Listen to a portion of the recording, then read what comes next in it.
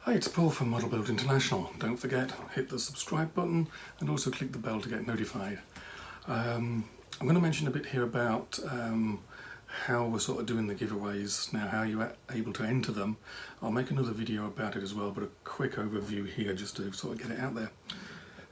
Basically, we found a way to, or thought of a way to make sure it's people who participate in the community get to enter the competitions to get the free stuff. Rather than somebody who just watches one video, puts a name on a list and walks away with stuff. So basically what you have to do is you have to subscribe to this channel and subscribe to the notifications, also to the Sci-Fi Fantasy video channel as well. What's going to happen is Kenny does live shows Tuesday night on this channel, about 6 or 7 Eastern time, depending when he gets home from work. And he'll basically set it running 10 minutes before he sort of comes on, so you'll have time to get a notification.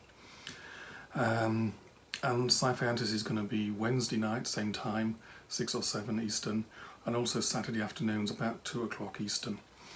And what you do is basically on the Sci-Fi Fantasy channel you get, they call it space loot. On this one you get war loot. Think of it as points. And you can spend those points to enter the free competitions. And you get points just for watching the video, participating, as in writing in the comments boxes. Kenny gives points away as well. So that's how it's going to work. So basically you need to subscribe to this channel and click on the notifications to enable you to enter the free competitions, basically where we give stuff away for nothing. First one's coming up, or no, the next one's coming up, I think next week actually. So anyway, enough of that. I'll make a separate video about that and hopefully get it up over the weekend.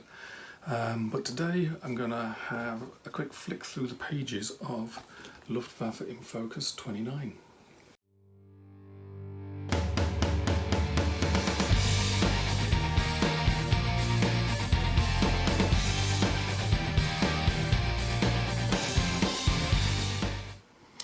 Okay, let's have a quick look at the pages. It's just have a look at the contents, not flick through all the pages. So this is Luftwaffe in Focus number 29, German and English. English is always perfect. This one concentrates, as the title suggests, in 1944-45, end of war topics. So I'll start off, there's a couple of colour photos of Weissler Storches inside the cover in Allied service. And then in the editorial, there's a couple of interesting bits. A couple of books that are in the pipeline somewhere. The one on the wearers of the Knight's Cross of the Tactical and Strategic Reconnaissance Units, which will go, as it says, it's not just a decorations book. They're also preparing another Luftwaffe title, basically following the same format as the Mitteldeck Hammer and the Front. It's about a fighter Gruppe.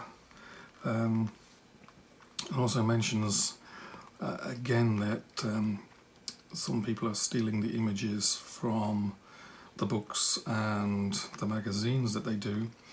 So now they've started to make little changes to the colour images so that if they see them on another site they can easily prove that it's a copyright violation, basically because people stealing their photos is basically taken away from their business. And in this book it mentions a lot of new stuff about TA-152s of JG 301. So it's starting off readers forum, basically additions and corrections to previous things. Basically people find photographs in their collections and share them that relate to previous articles, or new information is found out about them. So here we have an article on when the FW190D9 came to the front. There's a bunch of photographs, photographs of 7JG3 in April 1945, anti-tank operations right at the end of the war. Aircraft crashing on the way to the front line. That sort of sucks a bit.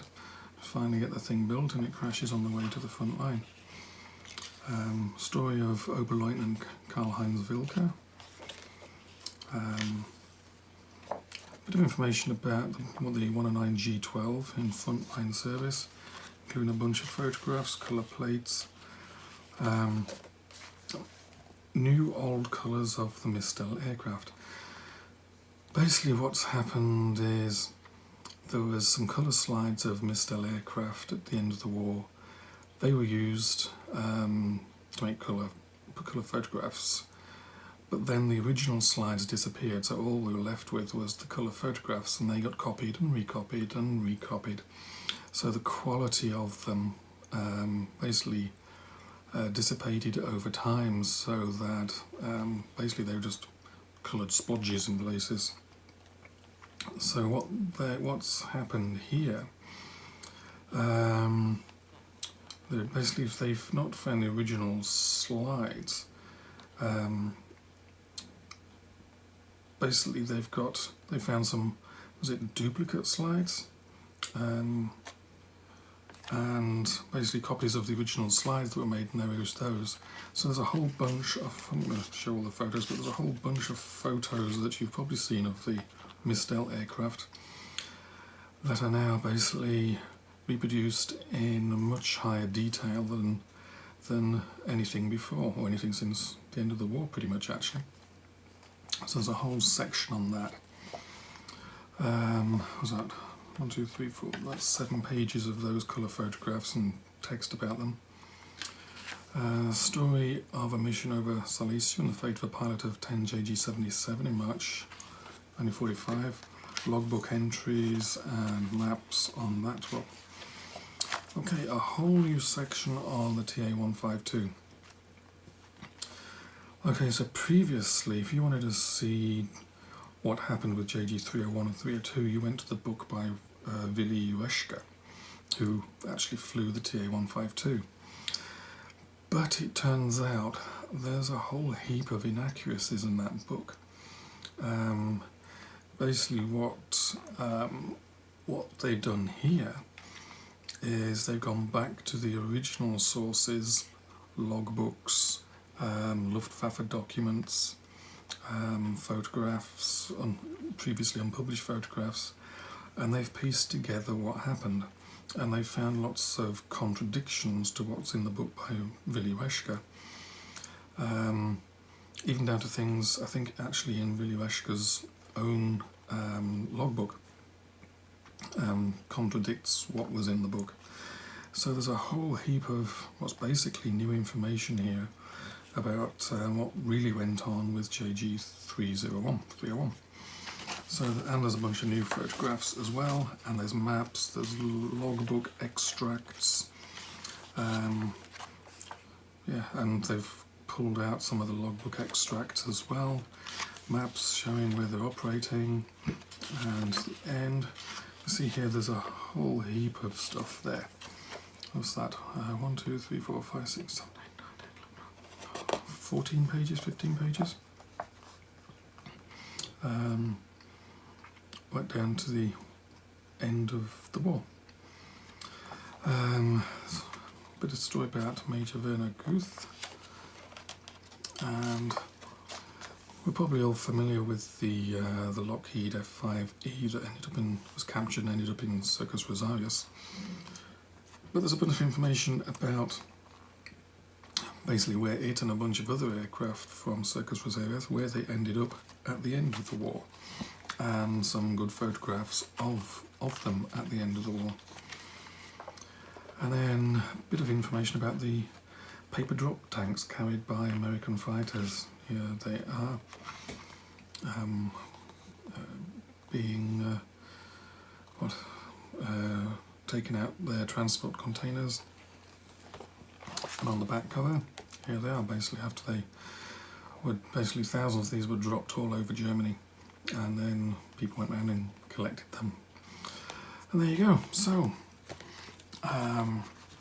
best place to get these from is basically direct from the publisher. You get pretty much the best price actually, and you get the advantage of more of what you pay goes to the publisher rather than an intermediary store taking a cut.